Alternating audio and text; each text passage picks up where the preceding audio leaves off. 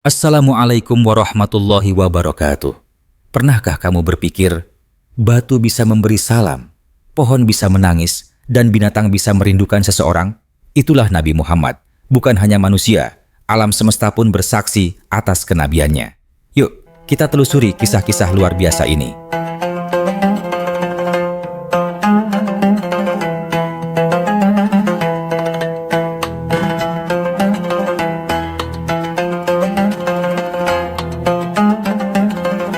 Dalam pandangan Islam, alam semesta bukanlah entitas mati yang sekadar berfungsi secara mekanis. Al-Quran menegaskan bahwa segala sesuatu di langit dan bumi bertasbih kepada Allah, meski manusia tidak selalu memahami tasbih itu. Firman Allah dalam QS Al-Isra ayat 44 menyatakan, "Dan tak ada sesuatu pun melainkan bertasbih dengan memujinya, tetapi kamu tidak memahami tasbih mereka." Ayat ini menggugah kesadaran bahwa alam memiliki dimensi spiritual tersendiri.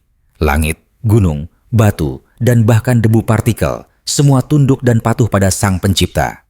Mereka bukan benda mati, melainkan makhluk dengan bentuk ketaatan yang tidak seperti manusia, namun tetap penuh makna. Dalam tradisi tasawuf dan filsafat Islam, kesadaran kosmik ini sering disebut sebagai bentuk wujud spiritual dari makhluk. Ibnu Arabi, misalnya, memandang bahwa setiap bagian alam adalah manifestasi dari nama-nama Allah, Asmaul Husna, yang bekerja di dunia nyata. Gunung memanifestasikan Al-Qawiyyu, yang maha kuat, air mewakili Ar-Rahman, yang maha pengasih, dan api mencerminkan Al-Jabbar, yang maha perkasa. Kesadaran mereka terhadap tugas penciptaan bukanlah ilusi, tetapi bagian dari sistem ketaatan dan komunikasi batiniah yang tidak ditangkap oleh panca indera manusia biasa. Maka tidak heran, dalam banyak kisah para nabi, makhluk alam merespons langsung perintah ilahi atau interaksi dengan utusannya. Kesadaran kosmik ini bukan sekadar romantika spiritual, melainkan ajaran konkret dalam Islam. Dalam hadis-hadis Nabi Muhammad, banyak dikisahkan interaksi beliau dengan batu, pohon, hewan, dan elemen alam yang menunjukkan mereka bukan objek pasif. Bahkan, Rasulullah pernah berkata, "Aku mengenal batu di Mekah yang biasa memberi salam kepadaku sebelum aku diutus menjadi nabi." Pernyataan ini bukan metafora, melainkan realitas metafisik yang meletakkan dasar bahwa seluruh alam semesta mengenal, mengakui, dan patuh pada risalah kenabian. Syahadat mereka mungkin tak terdengar, tapi terekam dalam gelombang ketaatan yang melintasi dimensi materi. Syahadat secara harfiah berarti kesaksian, adalah fondasi utama keimanan seorang muslim. Mengakui keesaan Allah dan kerasulan Muhammad. Namun dalam pemahaman yang lebih dalam, syahadat bukan hanya kata yang diucap, melainkan juga resonansi spiritual yang menggema dalam seluruh ciptaan. Segala yang Allah ciptakan menjadi saksi akan kehadiran dan kebenarannya, serta kepada siapa risalahnya dititipkan. Maka, ketika manusia mengucap syahadat, ia sedang bergabung dalam paduan suara semesta yang telah lama mengikrarkan hal yang sama. Dalam hal ini, syahadat bukan hanya milik manusia, tapi juga milik alam. Al-Quran dan Sunnah menggambarkan bahwa makhluk selain manusia juga menyimpan kesadaran tentang kehadiran Rasulullah sebagai utusan Allah. Syahadat mereka tidak dalam bentuk lisan seperti manusia, melainkan dalam bentuk ketaatan kodrati dan ekspresi perilaku. Batang kurma yang menangis karena ditinggalkan Nabi, gunung yang berguncang ketika Nabi berdiri di atasnya, atau bahkan hewan yang datang mengadu kepada Rasul, semuanya adalah bentuk syahadat yang diam namun nyata. Mereka mengenal siapa yang diutus kepada alam dan siapa yang membawa rahmat bagi semesta. Syahadat dalam makna luas ini memberi pelajaran besar bahwa seluruh semesta telah dan akan terus bersaksi atas kebenaran risalah Islam. Bahkan kelak di hari kiamat, tangan, kaki, kulit, dan bumi akan bersaksi terhadap apa yang telah dilakukan manusia. Maka, ketika manusia lalai bersyahadat dengan hatinya, lisannya, dan amalnya, ia sebenarnya sedang keluar dari harmoni kosmik yang telah Allah tetapkan. Alam bersyahadat dengan taat, manusia bersyahadat dengan pilihan. Inilah kehormatan sekaligus ujian terbesar bagi makhluk yang diberi kehendak bebas. Dalam banyak riwayat dan penafsiran ulama, Nabi Muhammad digambarkan sebagai poros penciptaan. Dalam hadis yang diriwayatkan oleh Al-Hakim dan Baihaqi, Allah berfirman, "Laulaka, ma'a, khalaqtul aflak, yang berarti, sekiranya bukan karena engkau, wahai Muhammad, tidaklah aku ciptakan seluruh alam semesta. Meskipun hadis ini diperdebatkan status sanadnya oleh sebagian ulama, maknanya diterima secara luas oleh kalangan sufi dan pecinta Rasul. Artinya jelas, penciptaan ini bukan tanpa tujuan, dan tujuan itu berporos pada risalah Muhammad sebagai rahmat bagi semesta alam. Sebagai poros penciptaan, Nabi Muhammad bukan sekadar manusia pilihan, tetapi juga nur atau cahaya awal yang mendahului penciptaan langit dan bumi. Konsep Nur Muhammad ini banyak dibahas dalam tradisi tasawuf dan menyiratkan bahwa seluruh alam bergerak dalam orbit spiritual yang mengelilingi pusat bernama Muhammad. Oleh karena itu, tak heran jika batu memberi salam, batang kurma menangis, dan bahkan air tunduk kepada perintahnya. Alam mengenal asal-usulnya. Dan asal-usul itu bermula dari cinta Allah kepada sang Nabi. Peran kenabian Muhammad bukan hanya menyampaikan wahyu, tapi menjadi jembatan antara langit dan bumi, antara yang gaib dan yang nyata. Kehadirannya di dunia ini bukan hanya untuk umat manusia, melainkan untuk seluruh ciptaan. Al-Quran menyebutnya sebagai rahmatan lil alamin, rahmat bagi semua alam. Maka, segala makhluk yang hidup dalam sistem ciptaan ini secara kodrati mengenal dan merindukannya. Alam tidak asing dengan kenabiannya, justru manusialah yang seringkali menjadi makhluk yang paling lalai dari porosnya sendiri. Dalam sebuah hadis yang diriwayatkan oleh Imam Muslim, Rasulullah bersabda, "Aku mengenal sebuah batu di Mekah yang biasa memberi salam kepadaku sebelum aku diutus menjadi nabi. Sungguh, aku mengenalnya sekarang." Ini bukan pernyataan simbolik, melainkan pengalaman nyata yang menunjukkan betapa makhluk tak bernyawa pun telah mengenal, mencintai, dan menghormati Nabi sebelum kerasulan beliau secara resmi dimulai. Batu, sebagai representasi benda mati, menjadi saksi bisu yang justru lebih peka terhadap cahaya kenabian dibanding sebagian manusia. Ia memberi salam, bentuk penghormatan yang hanya layak disampaikan kepada kekasih Allah. Peristiwa ini mengandung makna mendalam bahwa hakikat makhluk bukan terletak pada bentuk fisik semata, melainkan pada kesadaran spiritual yang tertanam dalam ciptaan.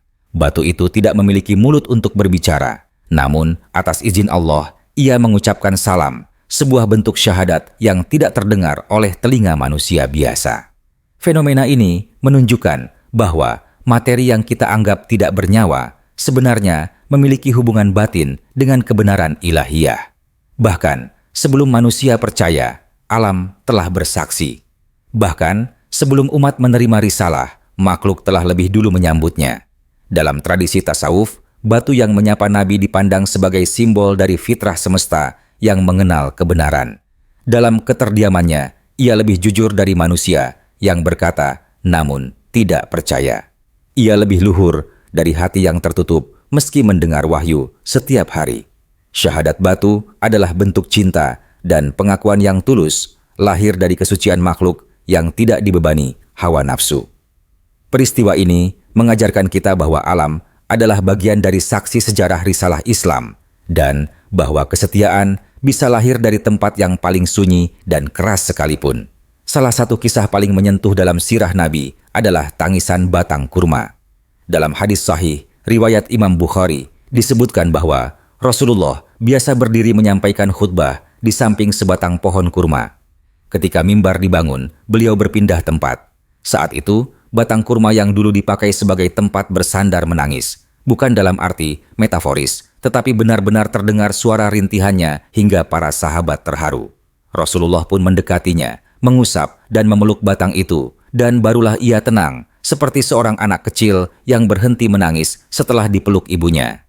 Kisah ini menggambarkan bahwa rasa cinta terhadap Rasulullah bukan hanya milik manusia, tetapi juga makhluk yang secara lahiriah dianggap mati. Batang kurma, dengan fitrahnya, merasa kehilangan. Ia terbiasa dekat dengan sang kekasih Allah, dan ketika dipisahkan, ia merintih. Tangisan itu bukan sekadar fenomena emosional, tetapi bentuk pengakuan, syahadat dalam bentuk kesedihan yang dalam. Ia menangisi bukan sekadar kepergian seorang manusia, tetapi menjauh dari cahaya kenabian yang menyinari keberadaannya. Para ulama memaknai kisah ini sebagai simbol bahwa kedekatan dengan Nabi membawa kehidupan spiritual, bahkan bagi makhluk yang tak bernyawa. Batang kurma itu menangis karena merasakan kekosongan spiritual yang ditinggalkan. Ia adalah simbol alam yang sadar akan kehadiran Rasul sebagai rahmat, dan kehilangan beliau adalah duka yang mendalam. Kisah ini bukan dongeng, tetapi pelajaran bahwa cinta kepada Nabi mampu menumbuhkan kehidupan, bahkan di dalam kayu yang kering. Maka, bagaimana dengan hati manusia yang hidup namun tidak menangis kala jauh dari beliau? Gunung Uhud bukan hanya saksi bisu pertempuran besar antara kebenaran dan kebatilan. Ia adalah makhluk yang disebut secara khusus oleh Nabi dalam hadis yang diriwayatkan Imam Bukhari. Ini adalah Uhud, gunung yang mencintai kami, dan kami pun mencintainya. Ucapan ini mengangkat kedudukan sebuah gunung, benda besar, keras, dan dianggap pasif, menjadi makhluk yang memiliki rasa dan cinta. Tidak hanya dikenal, Gunung Uhud juga diberikan identitas emosional oleh Nabi, menjadikannya bagian dari lingkaran makhluk yang bersyahadat secara batin. Gunung Uhud adalah tempat bersejarah di mana darah para sahabat mulia tumpah demi mempertahankan risalah Nabi.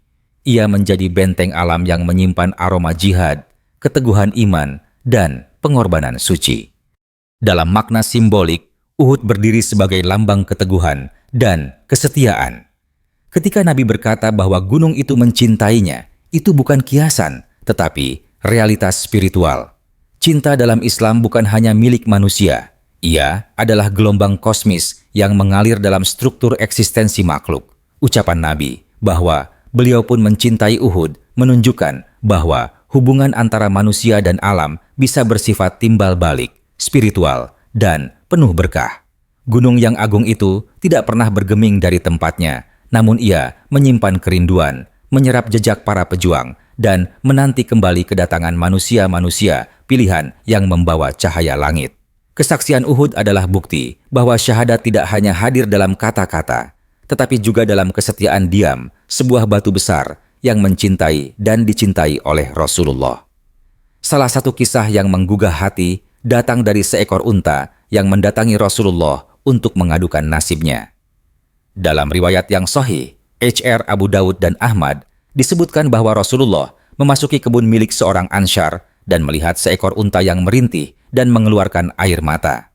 Beliau segera mendekatinya, lalu mengusap bagian kepalanya hingga unta itu tenang. Setelah itu, beliau memanggil pemiliknya dan menegur, "Tidakkah engkau bertakwa kepada Allah dalam memperlakukan hewan ini yang telah Allah milikan padamu? Ia mengadu padaku bahwa engkau membiarkannya lapar dan memaksanya bekerja berat." Kisah ini bukan hanya menunjukkan kasih sayang Nabi, tapi juga bahwa hewan memiliki perasaan, kesadaran, bahkan kemampuan mengadu kepada Rasul sebagai pembawa rahmat semesta. Unta itu tak memiliki bahasa manusia, namun mampu menyampaikan keluhannya kepada utusan Allah. Ini menjadi bukti bahwa binatang pun memiliki bentuk syahadat dan pengakuan terhadap siapa Nabi Muhammad. Ia tahu kepada siapa harus mengadu dan kepada siapa ia merasa aman. Dalam kediamannya, hewan ini berbicara melalui air mata dan rintihan, bahasa universal yang dipahami oleh Nabi. Peristiwa ini menjadi pelajaran besar bagi umat manusia bahwa makhluk hidup di sekitar kita juga memikul rasa, penderitaan, dan cinta yang tersembunyi, serta mereka mengenal siapa yang membawa rahmat dari langit. Syahadat unta ini bukan sekadar ekspresi kesedihan, tapi juga bentuk pengakuan ilahiyah bahwa Nabi adalah tempat kembali bagi semua keluhan semesta. Rasulullah bukan hanya penyampai wahyu kepada manusia, tapi juga pelindung bagi seluruh makhluk. Dalam kerendahan hati hewan itu terkandung kemuliaan pengakuan terhadap kerasulan. Maka, bagaimana dengan manusia yang diberi akal dan bahasa, namun masih enggan mengadu kepada Rasul dengan cinta dan tunduk kepada Allah melalui syahadat yang tulus? Rasulullah dikenal sebagai pribadi yang sangat lembut kepada hewan. Beliau tidak hanya mengajarkan kasih sayang terhadap binatang secara teoritis, tetapi melakukannya secara langsung dan konsisten. Dalam berbagai riwayat, diceritakan bagaimana beliau menghindari duduk di atas hewan terlalu lama, menegur sahabat yang mengambil anak burung dari induknya, dan melarang menjadikan hewan sebagai sasaran latihan panah. Semua tindakan ini menegaskan bahwa Rasul melihat hewan sebagai makhluk yang layak dihormati, didengar, dan dilindungi. Perlakuan Nabi terhadap mereka bukan sekadar etika, melainkan perwujudan dari cinta ilahiyah yang mengalir melalui dirinya. Salah satu kisah indah adalah ketika Rasulullah melihat seekor burung kecil beterbangan dengan gelisah di atas sarang kosong karena anak-anaknya diambil oleh seorang sahabat. Nabi langsung memerintahkan agar anak burung itu dikembalikan kepada induknya. Beliau mengingatkan bahwa tidak boleh ada makhluk yang dizalimi, bahkan seekor burung pun. Dalam hadits lain, beliau juga menyebutkan bahwa seorang wanita masuk neraka karena menahan kucing hingga mati kelaparan. Semua ini menegaskan bahwa makhluk hidup mengenal siapa yang penuh rahmat dan siapa yang berpotensi membawa murka. Hewan-hewan di zaman Rasul mengenal beliau sebagai pelindung yang tidak hanya menyelamatkan, tetapi juga memberi ruang untuk cinta. Mereka bukan sekadar objek, tapi bagian dari komunitas semesta yang tunduk kepada Allah dan mengenal utusannya. Dalam diam, mereka bersyahadat melalui perilaku, ketenangan, dan tangisan. Rasul adalah tempat di mana cinta langit dan bumi bertemu, dan binatang-binatang yang tulus menerima beliau sebagai pemimpin rohani yang membawa kehangatan ilahi. Dalam banyak kisah kenabian, binatang bukan sekadar pelengkap cerita, melainkan makhluk yang menyimpan kesadaran spiritual tinggi. Dalam kisah Nabi Sulaiman alaihi salam misalnya, disebutkan bagaimana beliau memahami bahasa burung dan serangga. Burung hudhud datang mengabarkan tentang kerajaan Saba, dan semut berkata kepada kaumnya agar masuk ke sarang agar tidak terinjak tentara Sulaiman. Hal ini memperlihatkan bahwa binatang dalam Al-Quran tidak diposisikan sebagai makhluk rendah, melainkan sebagai entitas yang mampu berpikir, merasakan, dan mengambil keputusan. Kesadaran ini adalah anugerah yang diberikan Allah, dan syahadat mereka adalah bentuk tunduk kepada ketentuannya. Dalam konteks Nabi Muhammad, kesadaran binatang ini tampak dalam bagaimana mereka merespons kehadiran beliau. Ketenangan hewan saat didekati oleh Rasul, atau rintihan mereka ketika terpisah, adalah wujud bahwa mereka mengenal aura kenabian yang penuh cahaya dan kasih. Mereka tidak melihat beliau sekadar sebagai manusia, tapi sebagai makhluk pilihan yang pantas dipatuhi dan didekati. Bahkan dalam peristiwa Isra Mi'raj, hewan langit yang bernama Burak, makhluk yang membawa Nabi dari Masjidil Haram ke Masjidil Aqsa, hanya mau ditunggangi oleh Nabi Muhammad, bukan oleh siapapun sebelumnya. Ini adalah isyarat akan pengakuan spiritual yang sangat tinggi dari makhluk ciptaan kepada pemimpin para nabi. Kesadaran binatang dalam tradisi Islam adalah pelajaran berharga bahwa makhluk Allah semua bersujud dalam bentuk masing-masing, bukan hanya dalam kata-kata, tapi dalam gerak, emosi, dan pilihan-pilihan kecil mereka. Jika binatang yang dianggap rendah saja bisa merasakan kemuliaan Rasul dan bersyahadat melalui perilaku mereka, maka manusia yang diberi akal dan hati semestinya mampu lebih dalam mengenal, mencintai, dan mengikuti jejak sang Nabi. Alam tidak tuli terhadap wahyu, dan binatang pun tidak buta terhadap cahaya kenabian. Salah satu mukjizat terbesar Nabi Muhammad adalah terbelahnya bulan. Peristiwa ini disebut dalam Al-Quran, telah dekat datangnya saat itu dan telah terbelah bulan. Dalam banyak riwayat sahih, dikisahkan bahwa kaum Quraisy menantang Nabi untuk menunjukkan tanda kenabiannya.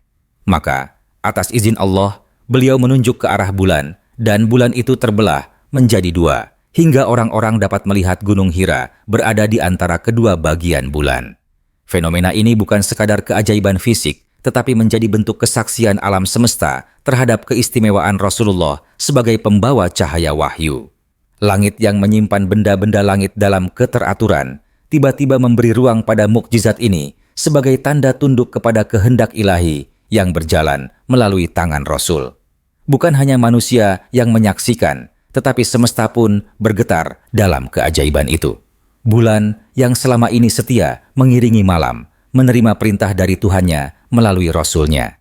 Ia terbelah tanpa gemuruh, tanpa kerusakan, hanya sebagai bentuk taslim dan syahadat kepada kebenaran yang datang dari bumi, dari seorang lelaki yang jujur dan terpercaya. Air, unsur kehidupan yang lembut dan fleksibel, turut menunjukkan kesaksiannya terhadap Rasulullah. Dalam banyak peristiwa, air memancar dari jari-jari tangan Nabi, memberi minum bagi para sahabat dalam situasi kritis, sebagaimana dalam peristiwa Hudaibiyah. Air yang seharusnya tunduk pada hukum fisika, tiba-tiba melawan kebiasaannya dan muncul dari daging manusia. Ini bukan sihir, tapi mukjizat yang menjadi saksi kerasulan. Ia mengalir sebagai bentuk pengakuan dan pelayanan kepada hamba Allah yang paling mulia. Angin juga tunduk dalam perjalanannya. Dalam banyak peperangan, angin sering bertiup menjadi pelindung atau penghalang bagi musuh-musuh Islam. Dalam kisah-kisah para nabi sebelumnya, seperti Nabi Sulaiman, angin diperintah menjadi kendaraan. Dalam konteks Rasulullah, meski tidak seintensif kisah Sulaiman, tetap saja fenomena cuaca, angin, dan lingkungan menjadi saksi setia yang tidak pernah memusuhi beliau. Angin adalah utusan yang mengusir panas, membawa kabar, dan menjaga perjalanan. Semua dalam kehendak Tuhan yang memberi kemuliaan kepada nabinya. Air dan angin bersaksi dalam diamnya, dalam gerak lembutnya, namun penuh makna. Keduanya adalah bagian dari sistem semesta yang memiliki kesadaran tak kasat mata. Dalam Islam, tidak ada ciptaan yang sia-sia. Maka air yang mengalir dari jari Nabi bukan sekadar simbol keajaiban, tapi juga simbol pengakuan spiritual. Mereka telah bersyahadat sebelum manusia mengerti, sebelum ilmuwan bisa menjelaskan. Jika dua elemen utama alam pun telah tunduk kepada Rasul, maka betapa mulianya beliau di mata langit dan bumi. Dalam sebuah hadis yang diriwayatkan oleh Imam Tirmizi, disebutkan bahwa sebatang pohon berpindah tempat untuk mendekati Rasulullah saat beliau memanggilnya. Pohon itu datang, mengoyak tanah dengan akarnya, dan bersujud di hadapan Nabi. Setelah mendapatkan izin, ia kembali ke tempat asalnya. Peristiwa ini menunjukkan bahwa makhluk yang berakar sekalipun bisa tunduk kepada kehendak Allah yang dibawa oleh Rasul. Pohon yang dianggap statis dan tak bisa bergerak menjadi saksi hidup bahwa cinta dan pengakuan kepada Rasul mampu menembus batas material. Sujudnya pohon bukanlah hiasan kisah, melainkan bentuk ekspresi paling dalam dari ketundukan makhluk kepada Rasulullah. Ia tidak bicara, tetapi tindakannya berbicara lebih lantang dari mulut manusia. Dalam sujud itu terkandung pengakuan bahwa dirinya adalah bagian dari semesta yang mengenal siapa utusan Tuhan. Ia tidak mempertanyakan, tidak ragu, dan tidak menunggu bukti. Pohon itu bersyahadat dengan tindakannya, meninggalkan tempat asalnya, datang menghampiri, dan kembali setelah diperintahkan. Dalam hikmah yang lebih luas, pohon adalah simbol kehidupan, pertumbuhan, dan ketenangan. Ketika ia bersujud kepada Rasul, maka itu adalah gambaran bahwa seluruh kehidupan di bumi sejatinya mengakar pada cahaya kenabian. Ia tahu kepada siapa ia harus merunduk. Ia mengenali ruh yang mulia itu yang menjadi sebab penciptaan alam. Maka, bagi manusia, peristiwa ini adalah cermin. Apakah kita telah lebih peka dari pohon yang tidak punya akal, tapi begitu sadar akan siapa Rasul Allah? Jika pohon pun tahu untuk bersujud, mengapa tidak hati manusia? Hari wafatnya Nabi Muhammad adalah hari tergelap dalam sejarah alam semesta. Langit seolah kehilangan sinarnya, bumi terasa sunyi, dan para sahabat diliputi duka yang begitu dalam. Dalam berbagai riwayat, disebutkan bahwa setelah Rasulullah wafat, suasana Madinah menjadi begitu hening, seakan-akan bumi enggan bergerak dan langit menahan napasnya. Hasan al-Bashri mengatakan, saat Rasulullah wafat, segala sesuatu menangis, langit, bumi, batu-batu, dan pepohonan. Ungkapan itu bukan sekadar simbolis, melainkan menggambarkan bagaimana semesta yang sebelumnya bersinar oleh kehadiran beliau, kini merintih kehilangan porosnya. Beberapa ulama menafsirkan ayat, maka langit dan bumi tidak menangisi mereka. Quran Surat Ad-Dukhan ayat 29, bahwa langit dan bumi memang bisa menangis dan hanya menangisi orang-orang yang dicintainya. Maka, ketika kekasih Allah berpulang, langit dan bumi tak lagi bisa menahan duka. Alam yang sebelumnya bersyahadat melalui kehadiran Nabi, kini kehilangan tempat untuk menyalurkan kerinduannya. Batang kurma yang pernah menangis karena ditinggal, kini seluruh bumi seperti batang kurma itu, hening, terpukul, dan penuh rindu. Kehilangan Rasulullah bukan hanya kehilangan seorang manusia, tetapi kehilangan cahaya yang menjadi alasan alam diciptakan. Ia adalah lentera yang menerangi zaman kegelapan. Dan ketika lentera itu padam secara lahiriah, semesta merasa hampa.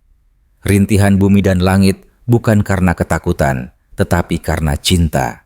Cinta yang telah tumbuh sejak pertama kali Nur Muhammad hadir dalam rahim semesta, kini harus mengucap perpisahan. Namun, rindu itu tidak pernah mati. Ia terpatri di seluruh elemen bumi, menunggu saat kelak sang Nabi akan kembali menatap alam ini di hari kebangkitan. Mekah dan Madinah bukanlah kota biasa. Ia memiliki ruh yang hidup, menyimpan jejak langkah Nabi, getar suaranya, bahkan tetesan air wudunya. Ketika Rasulullah hijrah dari Mekah ke Madinah, beliau sempat menoleh dan berkata, "Wahai Mekah, aku tahu engkau adalah tempat paling Allah cintai, dan jika bukan karena kaumku mengusirku, aku tidak akan meninggalkanmu." Ungkapan ini adalah dialog batin antara Nabi dengan tanah yang mengenalnya sejak kecil, tanah yang turut bersaksi atas kenabiannya. Mekah merindukan Rasul dan Rasul merindukannya. Kerinduan itu bukan hanya manusiawi, tetapi juga bersifat ruhani, karena tempat pun bisa mengenali wali Allah. Di Madinah, tanah dan udara pun berubah oleh kehadiran Nabi. Saat beliau wafat, aroma surga yang dahulu menyelimuti kota itu dirasakan memudar. Para sahabat mengatakan bahwa mereka merasakan perubahan atmosfer, masjid menjadi lebih sunyi, udara lebih berat, dan malam-malam terasa lebih panjang. Ini bukan sekadar emosi psikologis, tapi getaran ruhani yang menunjukkan bahwa kota itu merasa ditinggal. Tanah di sekitar Masjid Nabawi menyimpan getar langkah Nabi dan rindu akan suaranya yang tak lagi terdengar menggetarkan mimbar. Bahkan hingga hari ini, Mekah dan Madinah tetap menjadi tempat rindu yang abadi. Jutaan umat Islam menangis saat menginjak tanah itu karena mereka merasa dekat dengan Rasul. Namun, mungkin tak banyak yang menyadari bahwa tanah tempat mereka bersujud pun turut menangis, mengenang suara azan yang dulu dikumandangkan di hadapan Nabi.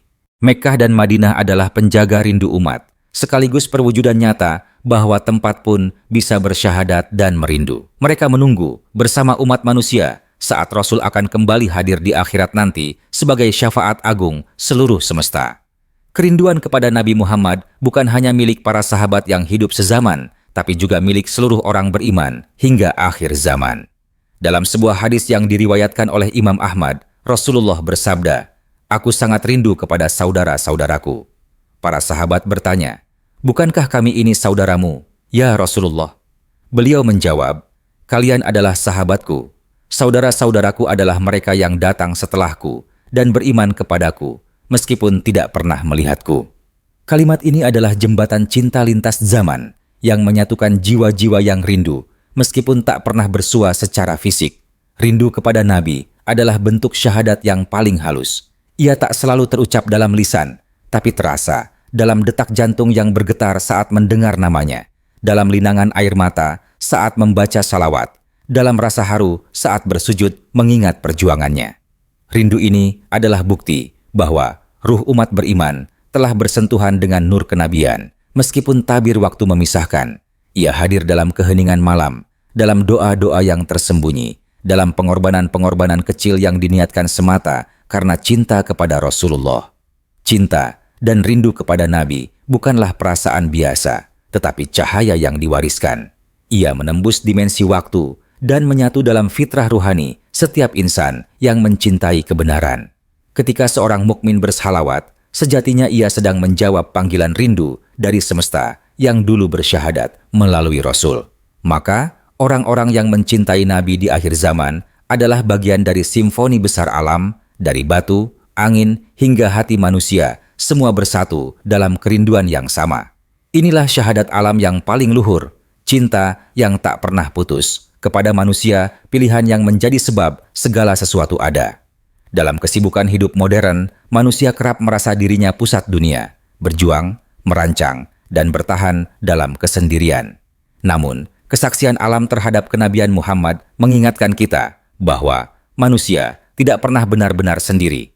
Kita hidup dalam jaringan kesadaran kosmik yang luas, bersama makhluk lain yang tak selalu terlihat oleh mata, namun tetap hidup dan bertasbih. Langit, bumi, batu, pohon, air, hewan, semuanya berada dalam posisi tunduk dan sadar, menyatu dalam pengakuan kepada Tuhan dan utusannya.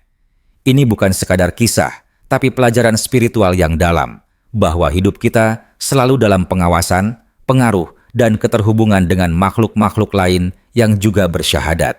Setiap gerak dan langkah manusia berdampak tidak hanya pada sesama manusia, tetapi juga pada makhluk lain yang berbagi ruang dengannya. Sebagaimana alam menunjukkan cinta dan penghormatan kepada Rasulullah, demikian pula ia merespons perilaku manusia hari ini. Ketika manusia berlaku zalim dan angkuh, alam pun bereaksi dalam bentuk bencana, perubahan iklim, dan kehancuran ekosistem. Tetapi ketika manusia kembali ke fitrah, merendah, dan menjalani hidup dengan penuh rasa syukur, maka alam pun menjadi sahabat yang lembut, menjadi saksi kebaikan, sebagaimana ia pernah menjadi saksi cinta kepada Rasul. Menyadari bahwa kita tidak sendiri menumbuhkan rasa tanggung jawab spiritual yang besar. Ia mengajarkan bahwa setiap amal, bahkan yang tersembunyi, tidak hanya disaksikan oleh malaikat, tapi juga oleh semesta. Jika batu saja mampu bersyahadat dan merindukan Nabi, bagaimana dengan hati manusia yang telah dianugerahi akal dan ruh? Maka, pelajaran dari syahadat alam adalah agar kita tak hidup dengan keangkuhan ego, tetapi dengan kesadaran bahwa kita bagian kecil dari orkestrasi agung ciptaan yang saling bertasbih dalam satu irama. La ilaha illallah Muhammadur Rasulullah. Allah berfirman dalam Al-Quran, Qs Al-Isra 44. Langit yang 7, bumi, dan semua yang ada di dalamnya bertasbih kepadanya. Dan tidak ada suatu pun melainkan bertasbih dengan memujinya, hanya saja kalian tidak memahami tasbih mereka. Ayat ini membuka kesadaran bahwa semesta adalah tempat zikir yang hidup, batu yang diam, air yang mengalir, daun yang berguguran, semuanya bertasbih. Maka, ketika manusia ikut bertasbih dan bersalawat, ia sejatinya sedang menyatu dalam harmoni agung bersama ciptaan lainnya. Zikir bukanlah ritual eksklusif, tapi peran fitri dalam simfoni penciptaan. Menjadi bagian dari zikir semesta berarti menyadari bahwa ibadah bukan hanya dalam bentuk formal, tapi juga dalam perilaku yang mencerminkan kasih, ketundukan, dan penghargaan terhadap ciptaan Allah. Saat seseorang memberi minum kepada hewan yang kehausan, saat ia merawat lingkungan dengan niat ibadah, saat ia mengucap subhanallah atas keindahan alam, di saat itu ia telah menyambung dirinya pada untayan zikir yang dijalankan oleh semesta sejak zaman azali. Dalam setiap detak jantung yang bersyukur dan napas yang berucap, alhamdulillah, manusia mengisi perannya sebagai khalifah yang sadar akan posisi spiritualnya di tengah ciptaan. Rasulullah adalah pemimpin zikir semesta. Saat beliau bersalawat, semesta pun ikut menggema. Bahkan, dalam sujud beliau, bumi ikut merasakan getaran tasbih itu. Maka, umatnya pun dipanggil untuk mengikuti jejak ini. Bukan hanya dengan lisannya, tetapi dengan perilaku dan akhlaknya. Zikir sejati bukan sekadar lafaz, tapi juga kehadiran hati dan penyesuaian hidup. Siapa yang hidup dengan penuh rahmat, kesabaran, dan penghambaan, maka ia telah menjadi bagian dari zikir agung yang tak pernah terputus. Zikir langit, bumi, dan segala isinya kepada Tuhan dan Rasul-Nya. Rasulullah bukan hanya diutus sebagai rahmat bagi manusia, tapi sebagai rahmatan lil alamin, rahmat bagi seluruh alam. Cinta beliau melampaui batas spesies dan ras, mencakup hewan, tumbuhan, bahkan benda tak bernyawa. Dalam banyak hadis, beliau menunjukkan kasih sayang yang halus kepada unta yang menangis, anak burung yang kehilangan induknya, atau bahkan pasir di jalanan yang menjadi tempat sujudnya. Ini adalah teladan spiritual yang agung, bahwa mencintai makhluk bukan sekadar bentuk empati, tapi bentuk pengakuan terhadap nilai sakral setiap ciptaan Tuhan. Meneladani Rasul dalam mencintai makhluk berarti menanggalkan keangkuhan manusia modern yang kerap mengeksploitasi tanpa peduli. Ia berarti memandang alam bukan sebagai objek, tapi sebagai saudara dalam penghambaan. Nabi tidak pernah menebang pohon tanpa alasan, tidak menyakiti hewan tanpa tujuan syar'i, dan selalu memberi contoh bahwa cinta kepada makhluk adalah bentuk ibadah kepada Sang Pencipta. Bahkan, ketika sebuah pohon ingin terus dekat dengan beliau, atau batu memberi salam, Nabi menyambutnya dengan kelembutan yang tak terucapkan. Inilah cinta yang mencerahkan dan memuliakan. Dalam dunia yang makin terputus dari nilai-nilai spiritual, meneladani cinta Rasul kepada makhluk menjadi obat bagi kelelahan jiwa dan kerusakan bumi. Kita diajak untuk hidup dengan lebih arif, menjaga bumi dengan kesadaran iman, dan menyentuh sesama makhluk dengan kelembutan. Karena mencintai makhluk bukan hanya meniru perilaku Nabi, tapi juga menyambung diri pada rahmat Allah yang mengalir melalui beliau. Dan siapa yang mencintai makhluk, ia telah masuk ke dalam lingkaran cinta yang tak pernah putus. Cinta Tuhan, cinta Rasul, dan cinta seluruh alam semesta. Alam semesta bukanlah benda mati yang bisu, tetapi makhluk hidup yang bertasbih, bersyahadat, dan merindukan Nabi akhir zaman, Muhammad. Dari batu yang memberi salam, batang kurma yang menangis, hingga binatang yang bersujud dalam cinta, semuanya adalah pelajaran bagi hati yang ingin mengerti. Semoga kita pun bisa menjadi bagian dari zikir semesta, mengikuti jejak Rasul dalam mencintai seluruh ciptaan. Jika kisah ini menyentuh hati dan membuka mata spiritual Anda, jangan lupa untuk like, subscribe, komen, dan share agar syahadat alam ini menggema lebih luas. Mari terus menyebarkan cahaya kenabian ke seluruh penjuru dunia. Wassalamualaikum warahmatullahi wabarakatuh.